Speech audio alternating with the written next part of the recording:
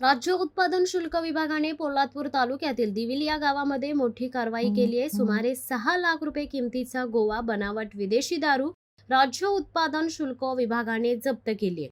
गुप्त माहितीच्या आधारे भरारी पथक अलिबाग व राज्य उत्पादन शुल्क विभाग महाड यांनी पोलादपूर तालुक्यातील दिविल या ठिकाणी छापा टाकला असता बंद घरामध्ये सुमारे गोवा बनावटीचे 56 बॉक्स विदेशी दारू सापडले। आरोपी रुपेश मोरे राहणार दिविल याला राज्य उत्पादन शुल्क विभागाने ताब्यात घेतले असून 2 आरोपी फरार असल्याची माहिती मिळाली आहे।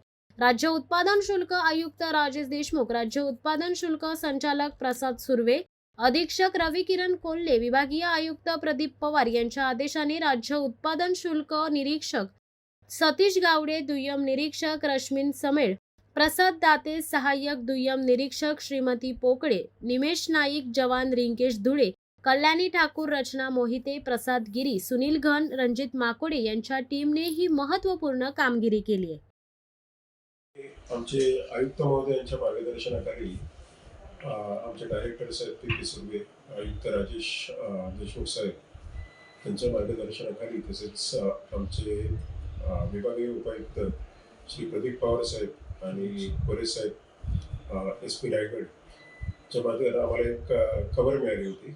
काल साधारणतः संध्याकाळी 11च्या सुमारास की दिविल येथे एक इसम याचा परदेशी बनावटीच्या म्हणजे आपल्या गोवा बनावटीच्या मद्याचा साठा करून तो विक्री करत आहे। त्या अनुषंगाने आम्ही स्टाफ सर्व एकत्र महाड आणि भरारी पथकाचा सर्व एकत्रित स्टाफने तिथं 2 राहत्या घरांवरती छापा मारला असता विविध महाराष्ट्र राज्यात विक्रीस प्रतिबंधित असलेला विविध ब्रँडचा एकूण 55 बॉक्स साठा मिळून आला। त्याची अंदाजे किंमत जवळजवळ 6 लाख रुपये इतकी झालेली आहे।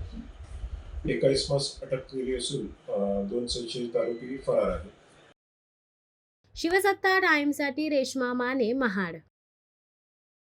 दे धडक बेधडक वृत्त देणाऱ्या आपल्या शिवसत्ता टाइम्स न्यूज चॅनलला लाल बटन दाबून सबस्क्राईब करा आणि बेल आयकॉनला क्लिक करायला विसरू नका।